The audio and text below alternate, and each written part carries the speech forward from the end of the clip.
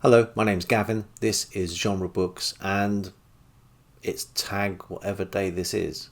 I'm recording a number of tags because I am catching up. So this is not probably going to be going out on a Tuesday. I'm still going to call it a Tag Tuesday for the actual tag part of this. But today's tag is the How Proust Can Change Your Reading. This was an original tag created by Heather Reeds, who tagged me during this last week.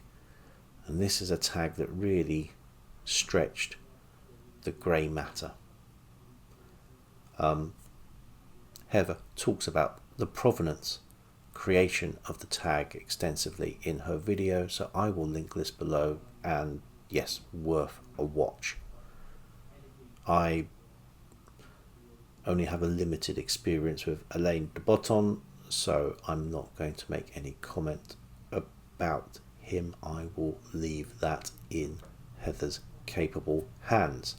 However, this is based on a book Alain de Botton wrote, I think in response to Proust talking about reading, and all of these prompts are based on the chapters of that book. There are 10 chapters and therefore 10 prompts, and prompt number 1 is how to live life today. If there was only time to read one more book before the world ended, which book would you read? I would read the complete works of Shakespeare, not only because for all the books I have, that's one I really do need to complete. I still have 8 plays or so, and the longer poems that I have not read. Also, by choosing that book, it's going to extend the time the world has a little bit, because it will take me a while to get through it. Prompt number 2, how to read for yourself. Name 2 books which have one or more of these effects on you, and these are Maquis de Lau effects according to the de Botton book. Here are those effects. 1. To recognize what we have in common with the people who seem different to us or have lived at different times. 2. To have our own thoughts and emotions echoed and therefore feel validated or less alone. 3. To read about an idea or emotion and recognize it as one you have experienced but never articulated. And 4. To draw attention to something we had previously ignored or failed to recognize, so that we see the world differently thereafter. That's a lot to think about.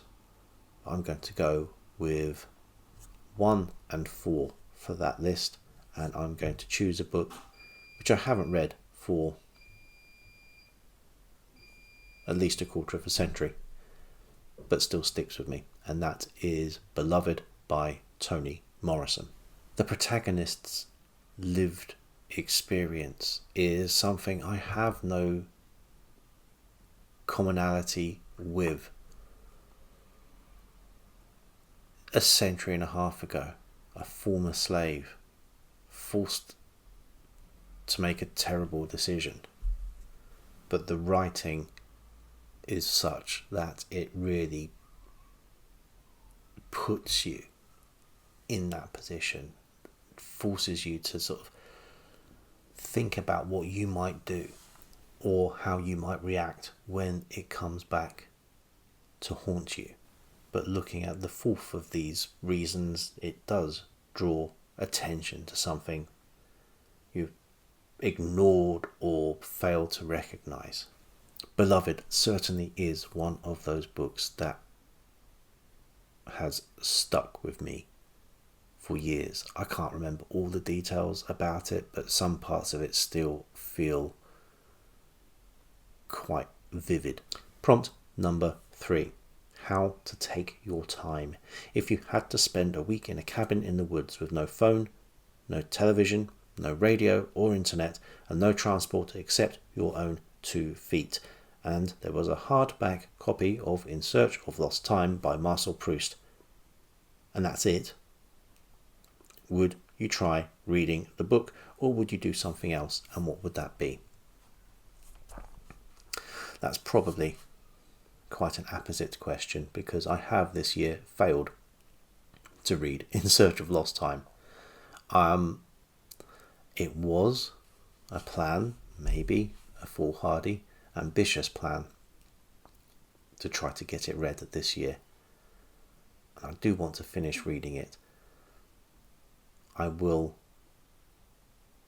perhaps have to wait for that remote cabin in order to do so. It is probably not conducive to try and read it with so much else going on.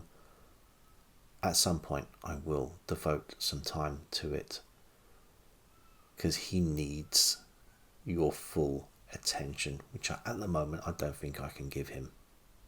But yes, this remote cabin cut off from phone, television, internet, radio, etc., etc., etc., sounds like a good thing. I'm not sure it's supposed to be described as a good thing, but I like the idea. Prompt number 4. How to suffer successfully. Is it true for you that some kind of suffering or unhappiness is probably what made you a reader? No.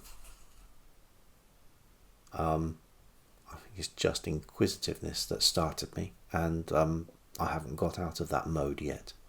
I don't think you need to suffer to be a reader, or in fact to be an artist. I think if you looked at the long history of Western literature, many of the works have actually been written by people who were relatively privileged. You would have to be to have access to education. You would have to be to have leisure time to put pen to paper. Certainly, challenging experiences can help create powerful pieces of art. I do not think they are a prerequisite. My last written exam I took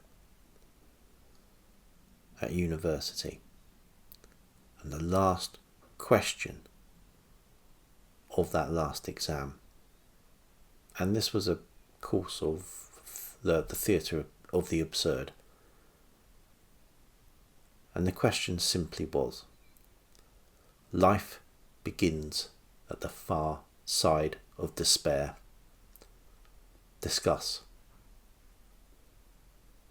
Now this is 1997. I cannot remember the answer I wrote under exam conditions. I'm pretty sure I would have a different answer now to whatever I did write. Do we read out of despair and suffering? Possibly, but I hope not. I don't think it's needed. A longing, maybe.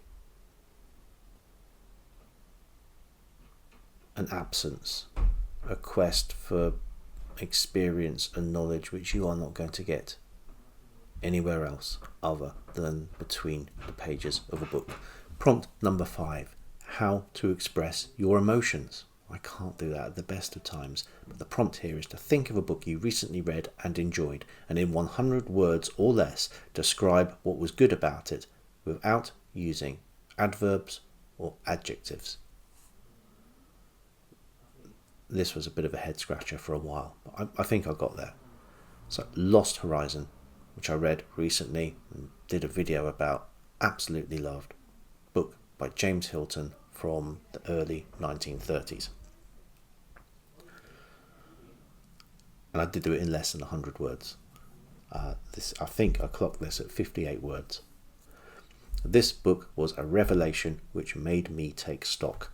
Many of the anxieties endured by the kidnapped guests at Shangri-La evaporate as their remoteness from the modern world sets in.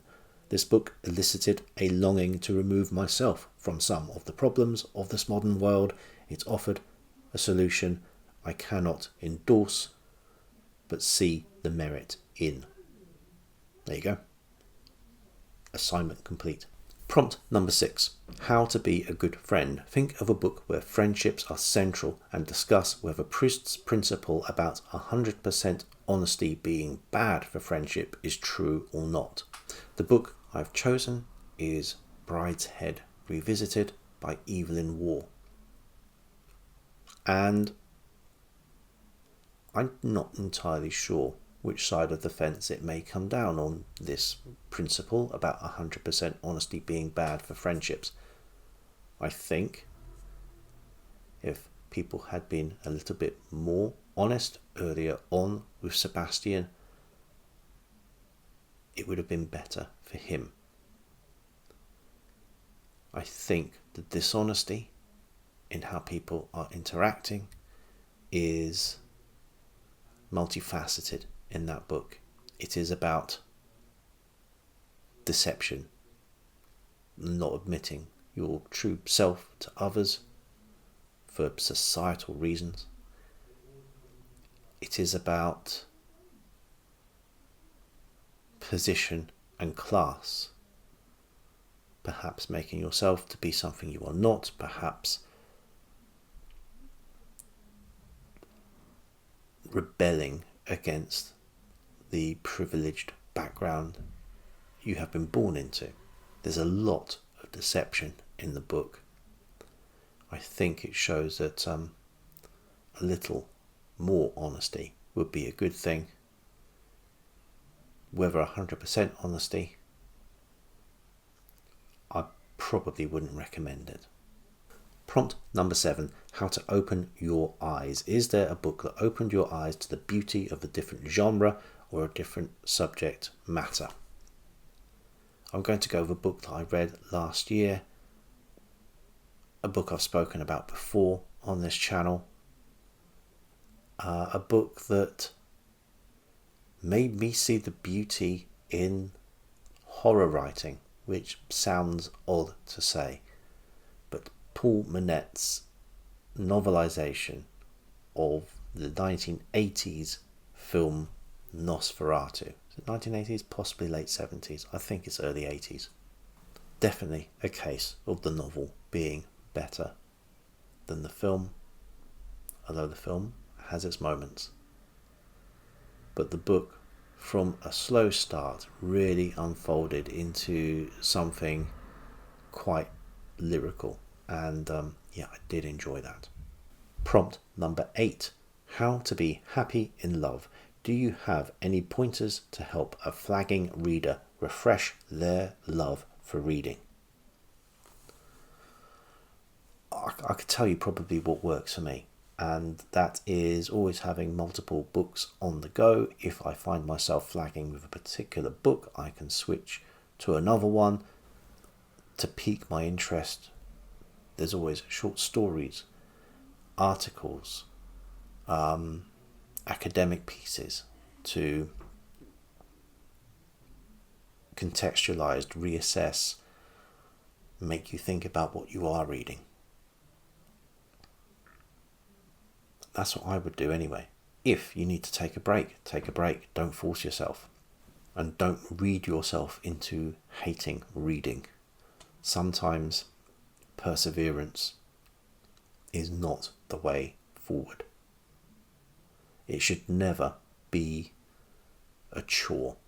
Prompt number 9. How to put books down.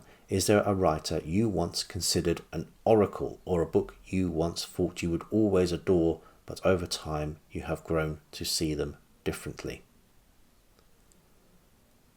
A writer once considered an oracle. I mean, I could go for the easy one here. So yesterday, briefly looking around Forbidden Planet in London, in their book section, and specifically science fiction and fantasy,